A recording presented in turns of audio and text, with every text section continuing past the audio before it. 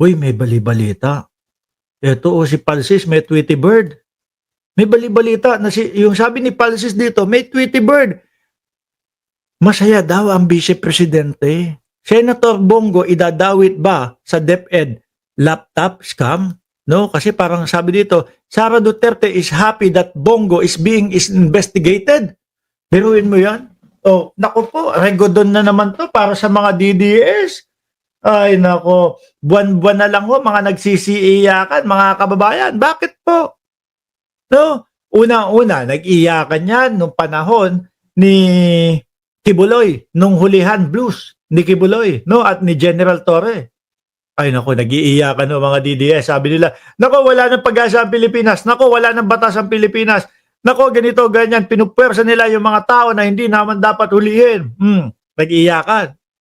Sumunod yung kay dating Pangulong Duterte. At ang susunod naman dyan, etong nalalapit na pag-aresto kay Bato de la Rosa at kay Bongo. At eto pa, mga kababayan, di ba ho, si Bongo naiimbestigahan mo ngayon, mga boss chief amo sir, dahil doon sa 90% daw ho, di umano, ng proyekto ng Davao ay ang nakikinabang o ang nakakakuha lang ay yung mga kamag-anak ni Bongo at ito po ay yung ama at kapatid sa labas. Ano po?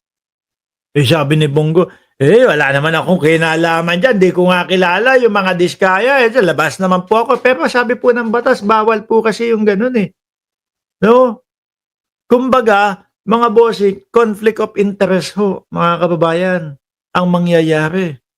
Na kayo ho ba naniniwala? O dyan sa comment section, kayo ho ba naniniwala ho kayo na walang kinalaman o hindi na impluwensyahan ni Senador Bongo yung pong yun pong makuha yung mga proyekto. Halos sila po ang nakakopo lahat eh. Sila ho ang nakakuha lahat eh. Biruin mo 90% ng mga proyekto sa kanila. Ano tawag doon? Ano yung biding-bidingan lang? Kunyari may bidding. Tapos sala na yung kawawa naman yung mga construction company na may totoong layunin. 'Di ba? Natulungan ang Pilipinas na makaahon at okay na sila sa kakarampot na mga kita. Kaya nandiyan naman po yung bidding mga bossing para pag-aralan po yung mga may kakayanan, no, na kumuha, tumanggap ng proyekto galing sa gobyerno at magawa ng maayos at the same time hindi mapamahal yung proyekto ng gobyerno. Yun naman po ang dahilan kung bakit may bidding-bidding mga bossing. Di ba? Tapos malalaman mo 90%. Class B lang daw. Sakit no? Parang China o class B lang. Yung inyong construction company, hindi AAA. Kaya daw joint first. Yung CLTG. Kung di ako nagkakamali, CLTG, pakicorrect na lang ako. Mga bossing kung doon sa pangalan. Nakipag-join force sa mga diskaya. Eto daw si Sara, masaya. Ayan, sabi, Sara Duterte is happy that Bongo is being investigated. Bakit kaya? Hindi kasi dati pa lang mga boss chief amo sir, di ba napapabalita na naman na hindi maayos ang kalagayan o hindi maayos ang tratuhan ng dalawa si Sara Duterte at si Bongo? Naalala nyo nung kailan ba yun? 2022 election. O di ba magsasabong pa nga yan sa pagka-presidente, mangyak-ngyak pa nga si Bongo. O di ba? Tingin ko, mga boss chief amo, sir, kung bakit ganyan na si Inday Sara Duterte kay Bongo, nakikita niya na talagang lumalaki na ang sungay ni Bongo. Lalo na ho ngayon, 2025 election, lalakas ho lalo ang loob ni Bongo. Bakit nagkakaganyan si Sara Duterte? Kasi alam niya na makakahati niya sa boto si Bongo kung sakali ho, mga kababayan. Mapi-50-50 yung boto ng mga DDS. Di ano po ang mangyayari doon? Lalo po silang lalagapak. Kung ngayon nga ho, konti na lang. Onti na nga lang ho yung mga DDS ngayon. Tapos magkakawatak-watak pa, magkakahiwalay pa, mahahati pa sa gitna yung boto. O di ba? Yan ang malamang na pagmamaktol ni Vice Presidente, mga bossing. And the reason why she connected Saldico to the 30,000 plus overpriced laptop scandal yesterday is because it will also lead towards to Bongo. Aba, magkakaturan pa, idadawit pa ni Sara Duterte si Bongo. Naku, ang gulo nyo na dyan sa sa DDS. Di ba? Biruin mo, ito, mga bossing. Yung dati, mga vlogger, mga nag-aaway-away, nagmumurahan.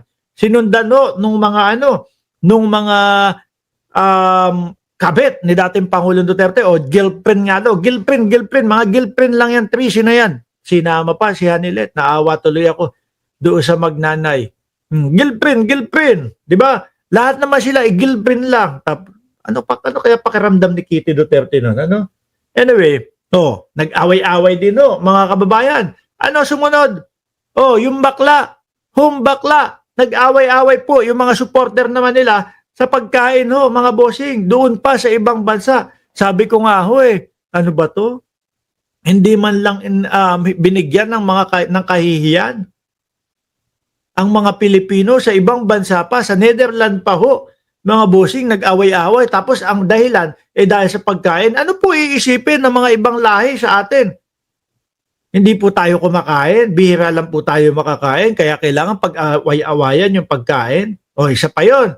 Diba? Ngayon naman, Sara Duterte, mukhang ang patungo kay Bongo, mukhang kawawa si Bongo ngayon Bakit to? Kakasuhan ni Senador Trillanes dahil nga po dyan sa, plunder ang ikakaso dahil do sa yung mga kamag-anak niya.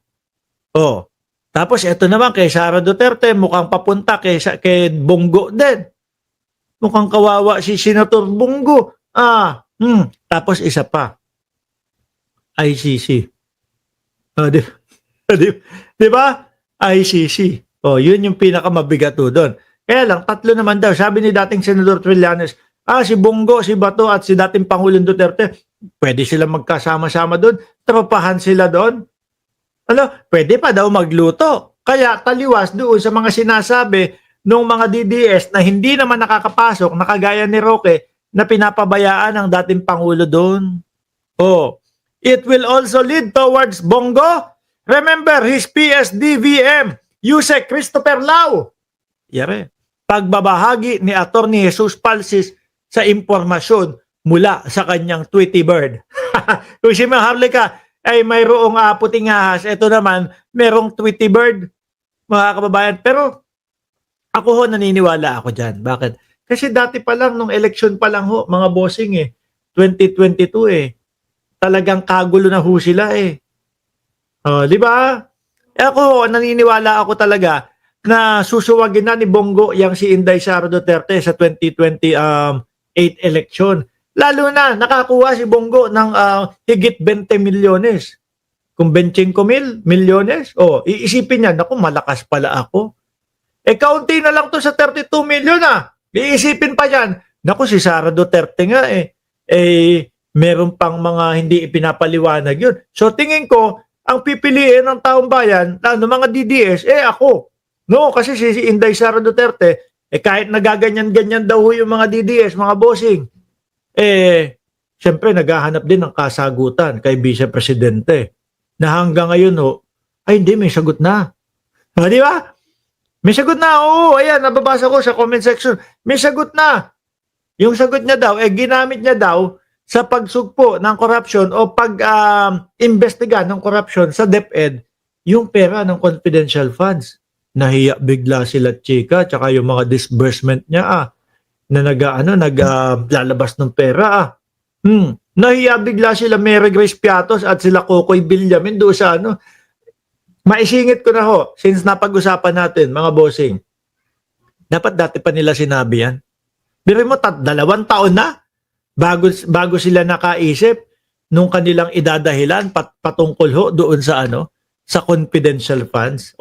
Doon pa lang sa Congress na mga patawag sa kanila, dapat sinabi na nila yan, mga kababayan. Halata ng taong bayan na ngayon yung tipo bang lang, wala lang, no? Tipo bang ngayon lang sila nakaisip ng kanilang depensa para dun sa confidential funds na yun. Ganoon.